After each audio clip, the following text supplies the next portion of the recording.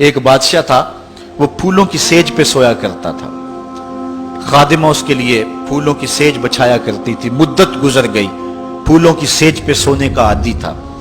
ایک دن خادمہ نے سوچا، لونڈی نے سوچا، روزانہ بادشاہ اس سیج پہ سوتا ہے، پتہ نہیں کیا لطف ہوگا۔ اس سیج کا لطف اٹھانے کے لیے وہ بھی لیٹ گئی۔ سیج تیار کرنے کے بعد ایک لمحے کے لیے کمر سیدھی کی تو سارے دن کی تھکی ہوئی تھی، آنکھ لگ گئی۔ بادشاہ وقت پر اپنے اس خاص کمرے میں داخل ہوا تو ایک لونڈی کو پھولوں کی سیج پہ سویا ہوا دیکھا تو غیرت سے جل بن کے کباب ہو گیا۔ ایک لونڈی کی یہ اوقات کہ بادشاہ کی سیج پہ سوئے۔ اس نے جلاد کو بلایا، کہا اس کو الٹا لٹکاؤ اور اتنا مارو کہ اس کی جان نکل جائے، تاکہ باقی خدام کو پتا چل جائے کہ بادشاہوں کی سیجیں، ان کے بستر، ان کے گھر کتنے مقدس ہوا کرتے ہیں۔ لونڈی کو الٹا لٹکا دیا گیا اور جلاد ضرب پہ ضرب لگا رہا ہے، کوڑے پہ کوڑا مار رہا ہے۔ وہ چیختی ہے، روتی ہے، بچا لو مجھے، میری جان نکل رہی ہے۔ روتے روتے کیا خیال آیا کہ اس نے ہنسنا شروع کر دیا۔ بادشاہ نے جلاد کو کہا رک جا، اس لونڈی سے پوچھ روئی کیوں ہے، اسے یہ بھی پوچھ ہنستی کیوں ہے۔ جلاد نے کہا لونڈی بتا روتی کیوں ہے۔ اس نے کہا تجھے نہیں پتا جب کوڑا لگتا ہے تو جان نکلنے کو آتی ہے، نزع کا عالم طاری ہو جاتا ہے۔ کہا یہ تو سمجھ ہے، لیکن ہنستی کیوں ہے؟ کہا ہنسی مجھے اس بات سے آئی ہے کہ چند لمحوں کے لیے سوئی ہوں، اتنی تکلیف کاٹ رہی ہوں، سوچا عمر بھر ہو گئی سوتے ہوئے، جس کو اس کا کیا بنے گا، جس کی زندگی بیت گئی اس سیج پہ سوتے ہوئے، اس کا کیا بنے گا۔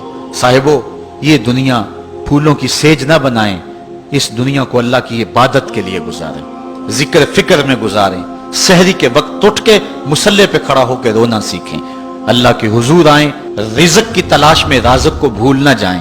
تم سمجھتے ہو دکان بند کر کے چلے گئے تو شاید میری آج کی سیل کم ہوگی، سیل دینے والا، رزق دینے والا، رزق کے دروازے کھولنے والا وہ رب ہے۔ جاؤ اس کے حضور جاؤ اور جا کے اس سے مانگو۔ آج اس دنیا کے اندر آپ کہیں ملازمت کرتے ہیں، 8 گھنٹے کی ڈیوٹی دینا ہوتی ہے، ان 8 گھنٹوں کے اندر آپ کا مالک آپ کو بلائے، صرف 8 گھنٹوں میں ایک عارضی ملک آپ کے اوپر رکھتا ہے، تو آپ دوڑ کے جاتے ہیں کہ نہیں جاتے؟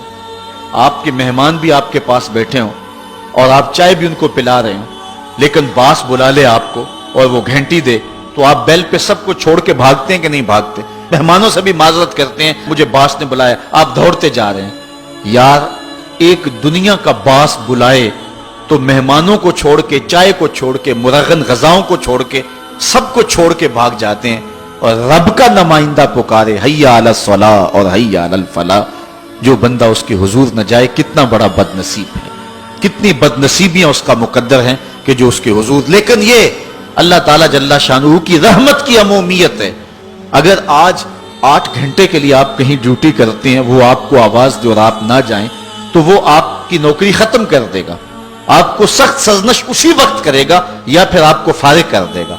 لیکن اللہ تعالیٰ جل شانہ اس کی نافرمانی پہ نافرمانی کرتے رہیں، کبھی اس نے رزق کے دروازے بند نہیں کیے، بلکہ جو نہیں مانتے ان کو اور زیادہ دے رہا ہے، کیونکہ ان کا حصہ صرف دنیا پہ ہی ہے نا، آخرت میں تو حصہ ہی کوئی نہیں ہے۔ بلکہ فرمایا اگر مسلمانوں کی دل جوئی کا لحاظ نہ ہو تو میں کافروں کے گھروں کی سیڑھیاں بھی سونے اور چاندی کی بنا دوں، چونکہ انہوں نے دنیا کو دیکھا ہے، آخرت ابھی دیکھی نہیں ہے، ورنہ جو ان کے لیے آخرت میں رکھا گیا ہے، دنیا کی کوئی شے ان کے نزدیک حیثیت ہی نہ رکھے۔ بلکہ حدیث میں آتا ہے، صاحب مشکات نے اس کو لکھا کہ دنیا کے اوپر جس کو سب سے زیادہ تکلیفیں پہنچی ہوں گی وہ جنت میں لے جایا جائے گا، اور ایک مرتبہ جنت میں جو ہے وہ داخل کر کے نکال دیا جائے گا، اور کہا جائے گا کہ بتا دنیا کے اوپر تجھے بڑی تکلیفیں پہنچی؟ وہ کہے گا یا اللہ مجھے تو کوئی تکلیف پہنچی ہی نہیں ہے۔ جنت کی صرف آب و ہوا سارے دکھ ختم کر دے گی، اور جس نے تخت و تاج پہ بیٹھ کے بھی زندگی ساری گزاری ہو، حدیث میں آتا ہے اس کو جہنم میں ایک ڈبکی لگائی جائے گی، اور پھر اس کو کہا جائے گا بتا تو دنیا کے اوپر کوئی راحت پائی ہے؟ وہ کہے گا مالک دنیا کے اوپر میں نے کوئی سکھ دیکھا ہی نہیں ہے۔ ایک ہوتا جہنم کے اندر دیا جائے گا، دنیا کے سارے سکھ ہی بھول جائے گا کہ میں وہاں بادشاہ ہوا کرتا تھا، میں وہاں حکمران ہوا کرتا تھا، پوری دنیا کو میں نے جو ہے وہ ریوڑ کی طرح ہانکا تھا اور انسانیت کا قتل کیا تھا، میری رونت اور میرا تکبر دنیا کو جکا دیتا تھا۔ اس کو کوئی شے اور اپنی کوئی آکڑ اور کوئی بات یاد نہیں رہے گی، صرف ایک ڈبکی کی بات ہے۔ اور جس نے دکھ پہ دکھ کاٹے، غربت، تنہائی، دکھ، اذیت، مصائب، آلام، مشکلات، لیکن ایک بار جنت سے گزار کر کے جنت کی صرف آب و ہوا ہی سنگھائی جائے گی تو اس کو کہا جائے گا بتا دنیا کے اوپر تجھے کوئی دکھ پہنچا؟ وہ کہے گا میرے رب دنیا پہ مجھے کوئی دکھ نہیں پہنچا. اب بتائیے کہ اللہ کے حضور ہم حاضر ہوں یا کہ دنیا کوئی منشا و مقصود بنا لیں؟ ہماری زندگی کی ڈگر کیا ہونی چاہیے؟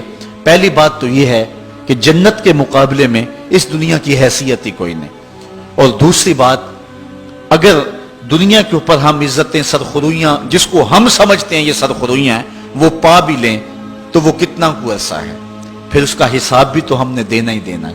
اس لیے ہم دیکھ لیں جتنا برداشت کرتے ہیں اس کے مطابق جو ہے وہ ہم چلیں.